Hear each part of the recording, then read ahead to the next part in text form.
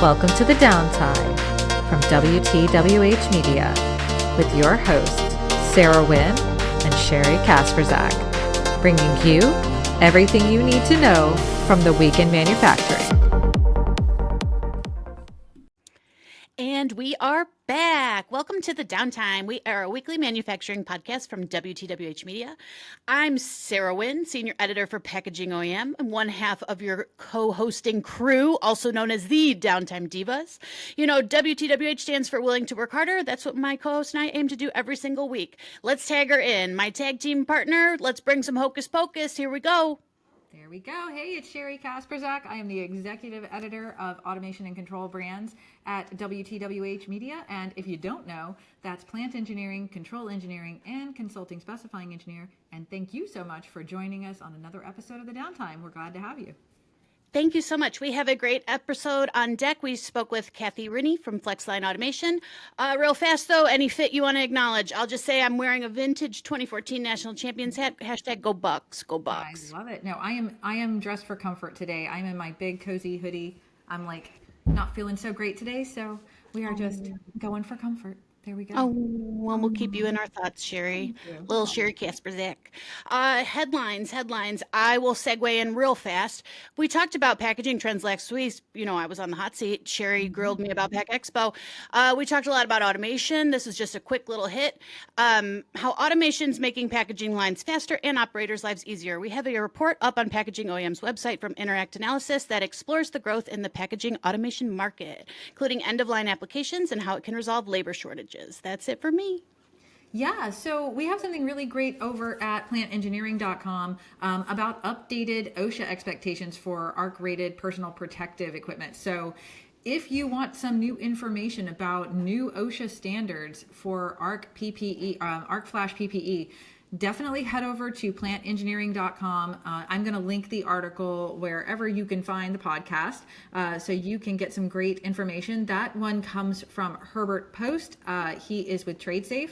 So thanks so much to TradeSafe for providing that article on updated OSHA standards for ARC-rated personal protective equipment. And once again, you can find that at plantengineering.com. And that's nice. It. Thank you, TradeSafe. Quick little plug. We haven't done this one before. This is our newsletter. Sheri, we have a variety of newsletters at WTWH Media, and today we're going to spotlight packaging OEMs. Woohoo! Sign up now. There is a link in this social media post about this episode to sign up for Packaging OEM's newsletter. The next newsletter will go out on Tuesday, October 28th, and you do not want to miss it. Absolutely. Get on it. Sheri signed up. Mm-hmm. I know. Yeah, absolutely. She's clicking every link. I know. I do. And I get a Sheri newsletter. I do the same thing. I just can't get enough. I can't get enough of Sheri. Aw. So let's segue over to our interview segment. Do you feel this crisp air outside? I do. Fall is in full swing, Sheri. Fall is in full swing. And you know what that means. It's our favorite time of year, my friend. I got a little skeleton guy hanging above me. Halloween is in the air. It really is. I got my skeletons and all my spooky stuff out. I'm so excited for trick-or-treaters. And that brings us to an important part of our interview today.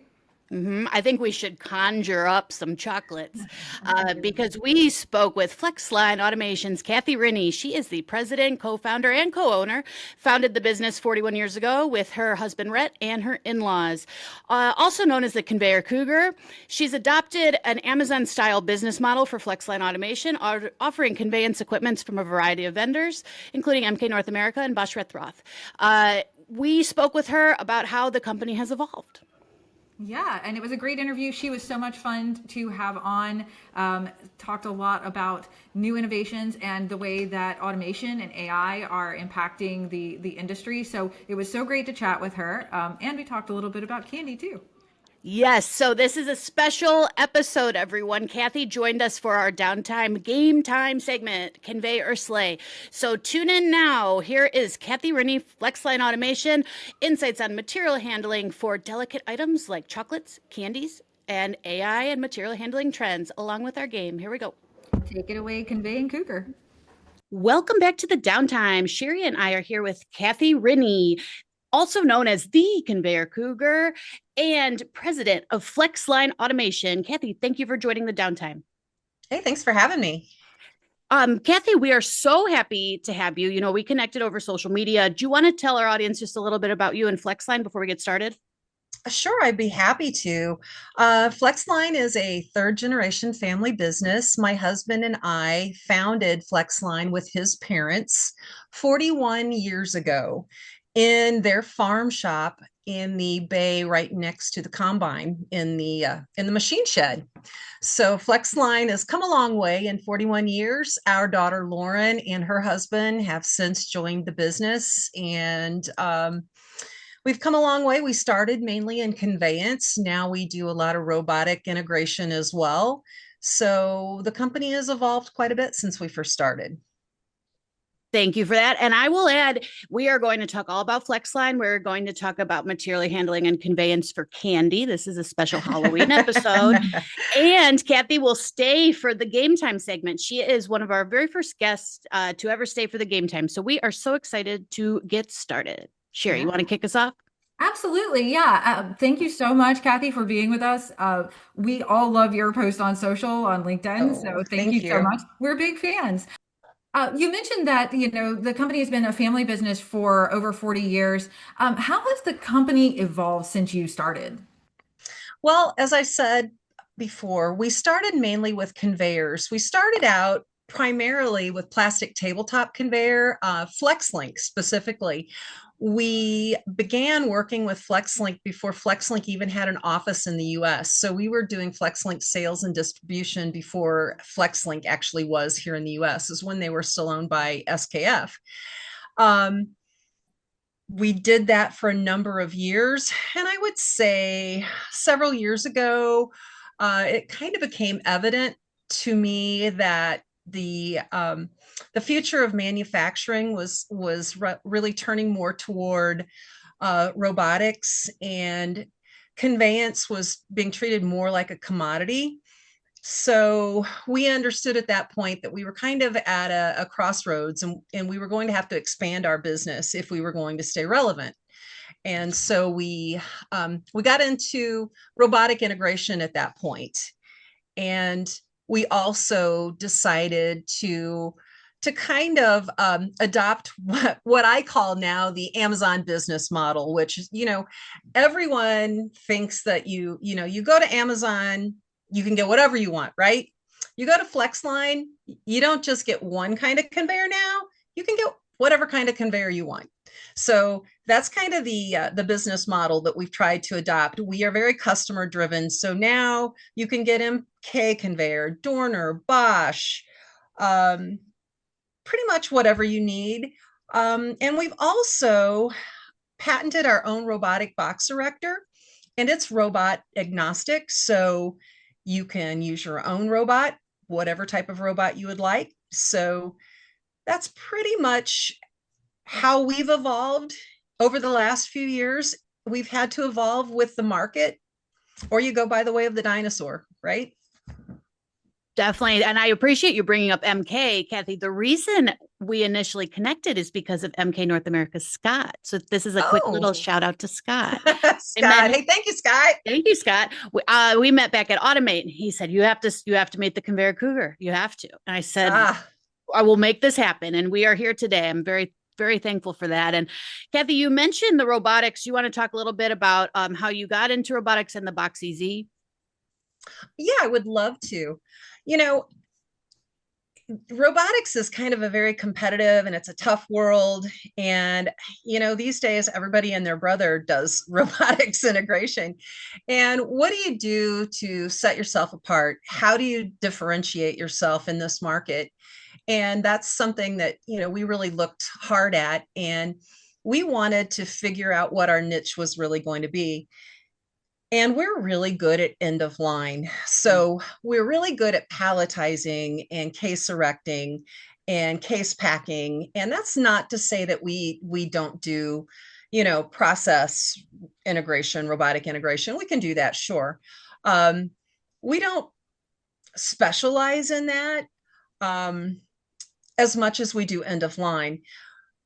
we came up with this design. My husband, Rhett, is like a crazy inventor kind of guy. And a couple, I mentioned my son-in-law, Eric, and then we have another really talented young engineer that works with us, Gabe Meyer. So Eric Vandermark, Gabe Meyer, and my husband, Rhett, put their heads together and they came up with the Box Easy. And it really was a great product for us to develop. And it gives small, mid-sized rural manufacturing companies an opportunity to automate their box erecting, because a lot of them, they use a wide range of boxes, right? And they don't have the plant size to have multiple box erecting machines. And so it's just not practical. So they would have people standing there making boxes all day. Now, I work a lot of trade shows, and my job at the trade show is untaping boxes all day. So I have a lot of empathy for people who tape boxes all day. It's a miserable job. My cuticles, my hands, my dries my hands out, my fingernails are a wreck. It's terrible. I don't recommend anybody have to manually make boxes. It's a horrible, horrible job. And these smaller mid-sized companies, this gives them a great opportunity to be able to automate that task and redeploy that person to another position within the company. And so it's great for them because it has the ability to give a broad range of box sizes from a single pick point. So there's not a lot of changeovers. So the technology is not so crazy that they have to have, a genius engineer on staff to be able to operate it. So it's really simple and easy to use. So it just really brings automation to a point where these smaller companies can take advantage of it. So I think that was important. It was important to us to bring that technology to the rural area because, we started on a farm. I always tell everybody, we're a little company in a pole shed in the middle of a cornfield, right? So, it's important to us to support rural manufacturing. Definitely. And there's a lot to unpack there. First, Rhett, I have a mad scientist vibe now in my head after hearing how he's a crazy inventor. I love that.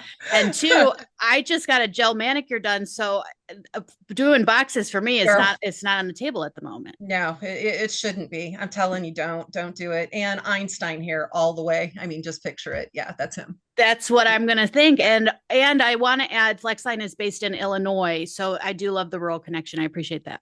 Yeah, when you say Illinois, a lot of people are going to have the Chicago vibe, and it is south of St. Louis. So we are way downstate. We are like Missouri vibe. So when I say cornfield, it's downstate cornfield. So we are in the southern Illinois, southern portion of the state. I feel that. I'm in Ohio, so I understand. Okay, so you understand. Very, very similar. Sherry's all the way in Providence, Rhode Island. She got a whole different vibe. Oh my gosh, New England vibe. Yeah, East Coaster here. Yeah, totally different. Totally different. Cathy, one of the big reasons we wanted you on this special Halloween edition of the Downtime is because your systems have moved chocolates and candy around. Absolutely. Are there any material handling challenges you see for those types of products? We have done a lot of work, a lot of conveyance work in confectionery. It is a great market. It's been a wonderful market, especially for the tabletop conveying business. It's the perfect application for MK Scott. It's a great application. Both in the production. I think the challenge when you're working in food is you definitely have to be FDA approved. You have to be hygienic and there has to be wash down cleanliness. You have to be thinking about those kind of things when you design a system. Nobody wants to have icky chocolate, so definitely that's a thought when you work in that industry. There are a lot of guidelines that you have to follow to meet that criteria. On the packaging end of things, it's very similar to any other application. But you have to handle it more delicately. You can't crush candy, you can't crush cookies, you can't crush, products. So any time that you are moving that sort of product, you have to be mindful of doing it carefully so that you don't have any damage to the product or to the package. Because when you go to pick out your Halloween candy, you want to give you want to be the cool person on your block, right? You don't want to give really nasty candy wrappers, and you want nice packaging and nice boxes. And so many of the boxes nowadays that go down the line are what is actually used as the display box at the store. So it's important to be mindful when you're working post production and in packaging that you are handling things delicately. Absolutely. Kind of along those lines, Cathy, what sort of trends are you seeing in material handling? Well, I mean, definitely, in material handling, I think you are seeing the introduction of AI into conveyance. You're seeing it into robotics. Definitely. In conveyance, you're seeing AI being built more into the components that are going to show more for predictive maintenance, so you will know when it's time to look at changing things, or taking a system down and changing parts, replacement parts and spare parts and those kind of things. Rather than being reactive, you can be proactive.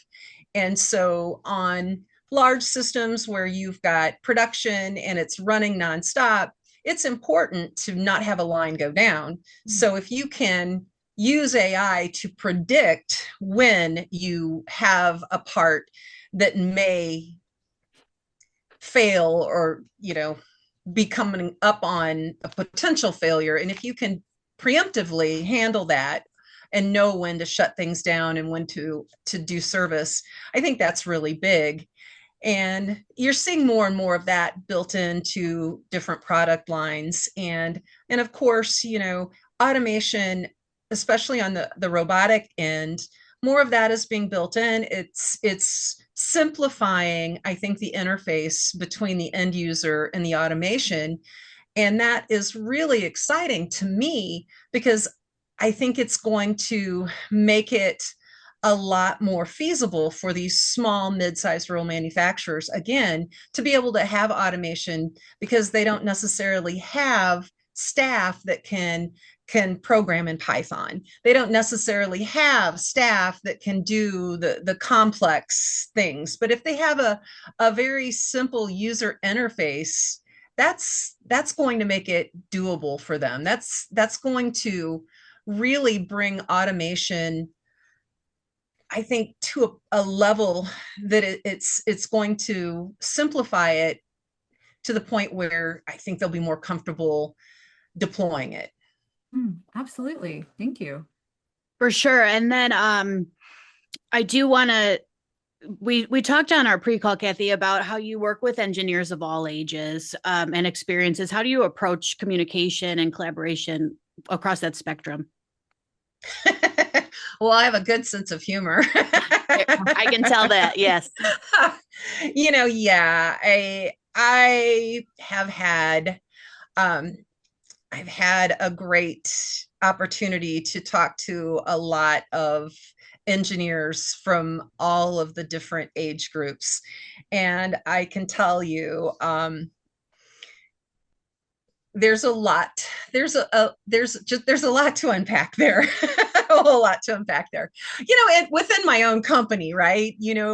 My husband's a boomer, I'm a Gen X, my daughter is a millennial, we have some Gen Z's in the office, and so I get this opportunity to translate almost on a daily basis. But it's just a lot of fun. And there's a lot of experience that the older generations really need to be passing down to the younger generations. And basically, I've used social media. Surprisingly, social media has been a crazy great way of communicating with all of the generations. And one of the big things, I use in my videos is music. And I mean, the soundtrack of my life basically runs from the 60s through present day. So, I think there's something on my video that a song will resonate with each generational group. And I get messages like, "Oh, great song choice. That really took me back to where I was at that time." And so I think music is a great unifier and a good way to really connect. And that's really opened up some communication with the different engineers. But as far as collaboration goes, I've never found a better industry than ours for collaboration and for communication and working together. I mean, I am just blessed to have worked with some of the greatest people. And when I started out, I mean, I had basically the whole restroom to myself at Pack Expo. I was one of the very few women around, and I have to say, I've had very good mentors. I've had very good relationships along the way, and I've learned a lot. And people have been super great to work with. But sense of humor has been my go-to, because that appeals to every age. And if you can't laugh at yourself and laugh with people, I mean, that's really what kind of breaks down the barriers for me. And Cathy, when we talked before our Zoom here, you told me a story about milk duds. Can you elaborate on it? Pretty good. I don't want to give anything away. Yeah. You asked about my experience in conveyance of confectionaries, and I was visiting a plant, and I had taken one of our customer service agents with me because she spoke a lot with one of the engineers that worked there. And so I wanted to take her to meet him so that, they could have a face to face. And so we went over and we had our visit, and everything was great. And a few days later, she got a call, and the call was from a FDA inspector that her DNA was found on the line, and it had contaminated the line, and they had to take down the whole line and had to dispose of all of the milk duds. And oh my gosh, she was almost in tears. And of course, I knew that this was our engineer friend, because he had told me that he was going to do this. And if you guys are old enough to remember like Willy Wonka and like the fizzy lifting drinks where they sneak in and they drink those, and at the end, when Charlie thinks he's going to get his big prize, and Willy Wonka's like, "Oh no, you had the fizzy lifting drink and we had to sterilize the whole room and you lose," and all of this. So think that vibe. And she was just terrified that she had touched the conveyor and they had to destroy all of the milk duds. And she was just she never visited another plant because she was that paranoid that she had touched chocolate. But I have to say, there is nothing better than fresh chocolate right off the line. Well, it could have been my DNA. I don't know. In my head, I just see all the milk duds being burned. You know what? If he would have had to destroy all the milk duds, he could have just backed those babies right up to my house and dumped them. There we go. There's no need to. I would have taken all of those for the team. But no, we've had a lot of fun.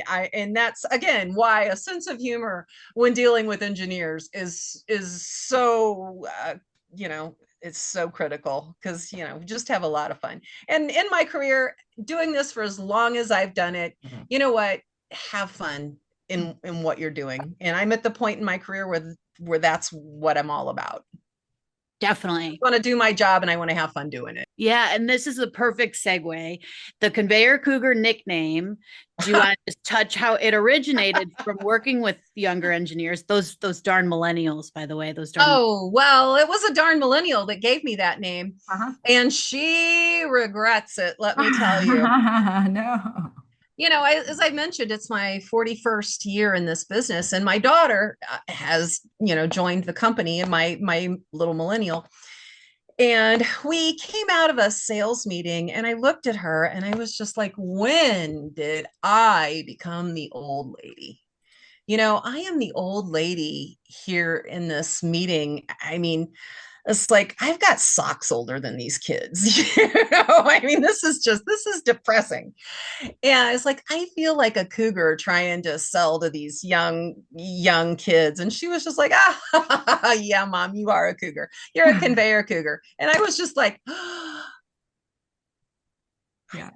am. And about the same time, a creative group that we were working with had suggested that we start a TikTok account. And of course, my millennial daughter was like, not it. And being the traditional Gen X that I am, I'm like, fine, I'll do it. So I found a 12-year-old, taught me the ropes, and I started a TikTok.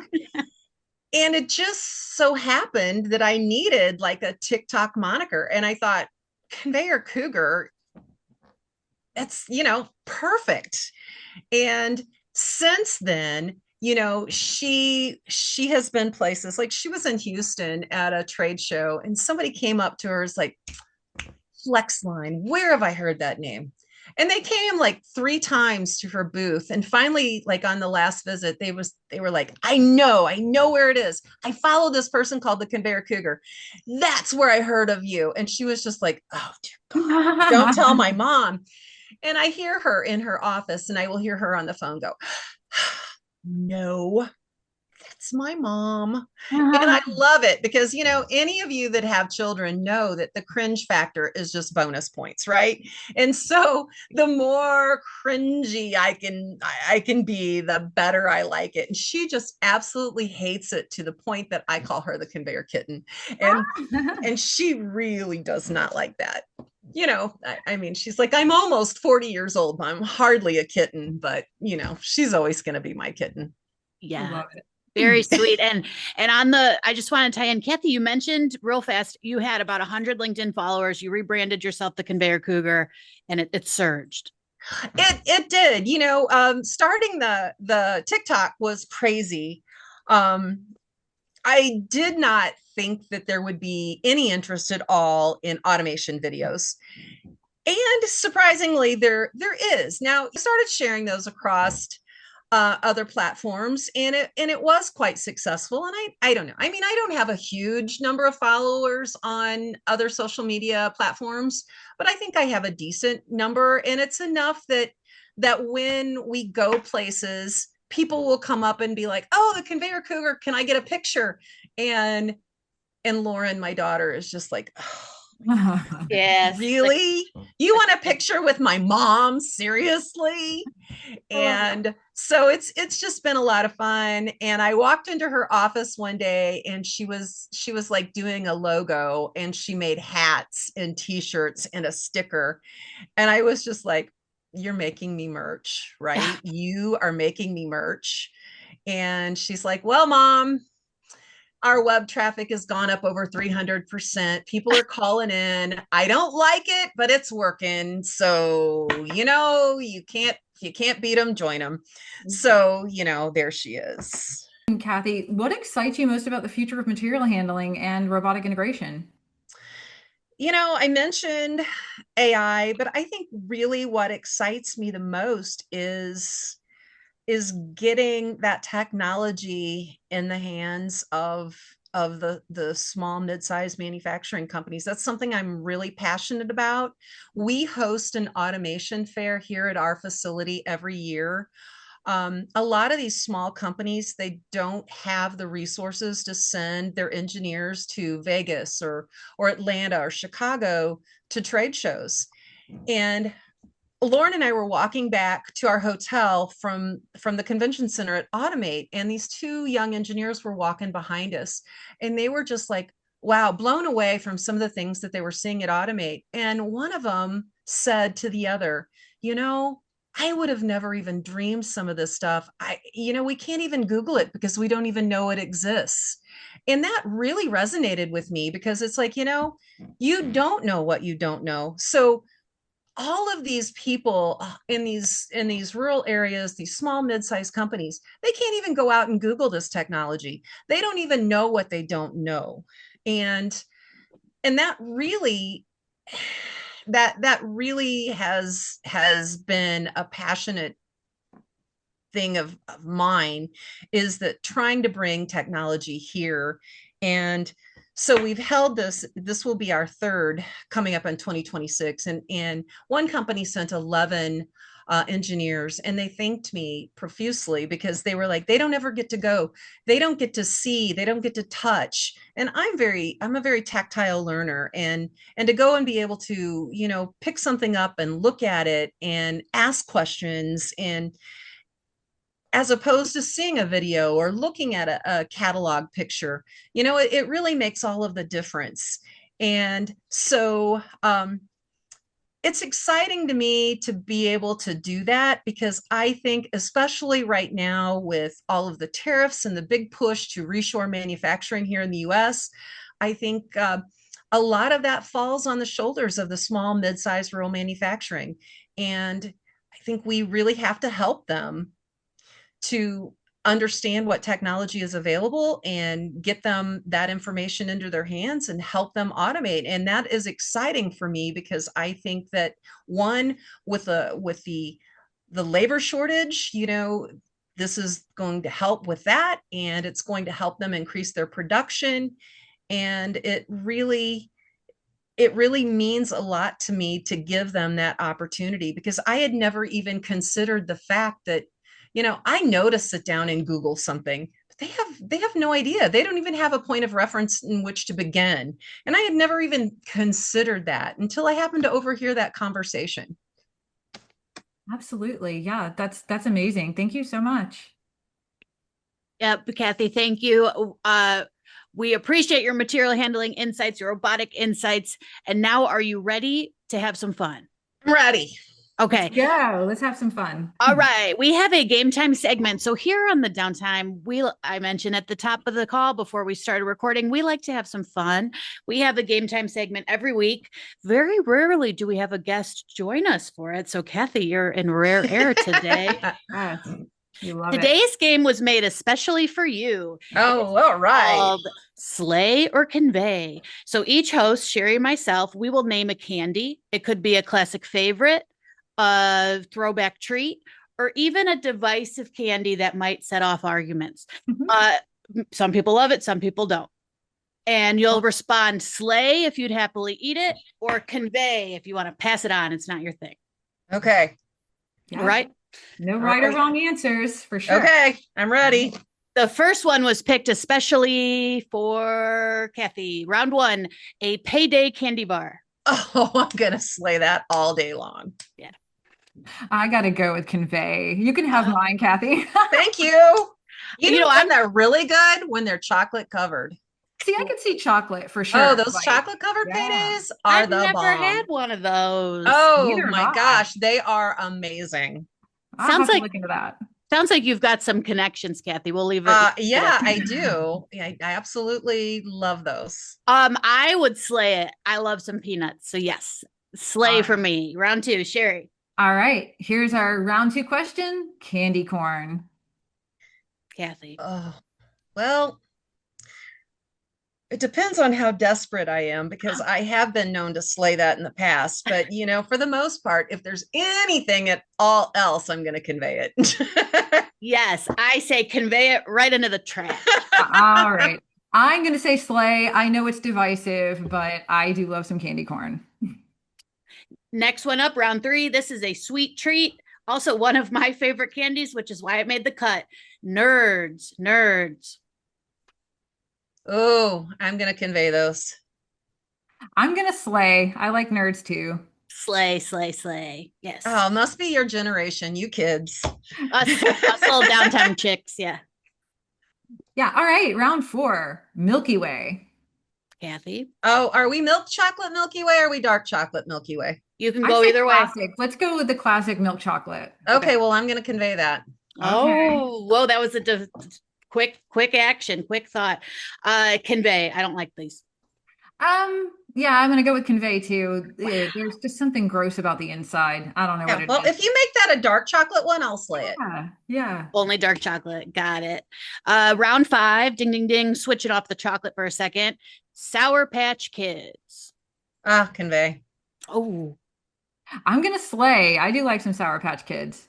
slay. We are fans of Sour Patch Kids on this show. Yes. All right, our final question. Okay. And yeah, this is a no-brainer, Reese's Cup. Oh, I'm going to slay those. Oh yeah, you gotta slay it. It's the candy. Oh, It it's is. the candy slay. We need to get Kathy some Yes. Buckeyes, some Ohio Oh, I version. love those. Buckeyes Yes. are awesome. Yeah, Yeah, I love those. I do. Yes. I'm going to Okay. slay those all day long too. Woo. for sure. So we had some slays, we had some conveys, and we had some agreements. I'm a little surprised. We agreed on some, not all. Thank you, Kathy, for joining us on the downtime. We greatly appreciate your presence and participation in our game. Oh, thank Thank you for you. having me. It's been so much fun, you guys. Thank you. Thank you. Thank you so much, Kathy, for joining us on the downtime. It was great having you, and you're welcome back anytime. And thanks so much for taking part of our game. Anytime. She was an excellent guest. When we had our pre-call, I said, would you like to do this game with us? She said, absolutely. So thank you. We had a great time conveying and slaying a variety of candy.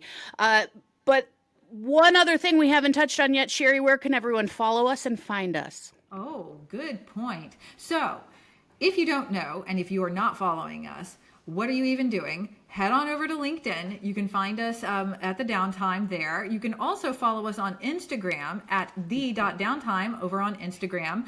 For all of our podcasts, you can find them on YouTube. You can find them on Spotify and SoundCloud. And you can also catch them at plantengineering.com, controleng.com, and packagingoem.com. And that's it. Music to my ears. Beautiful, beautiful, Sheri. So we have come to another end of another episode of the downtime. It always comes back around, and here we are. It does. And thank you so much for spending your downtime with us. And we'll catch you in the next one. Bye. Bye.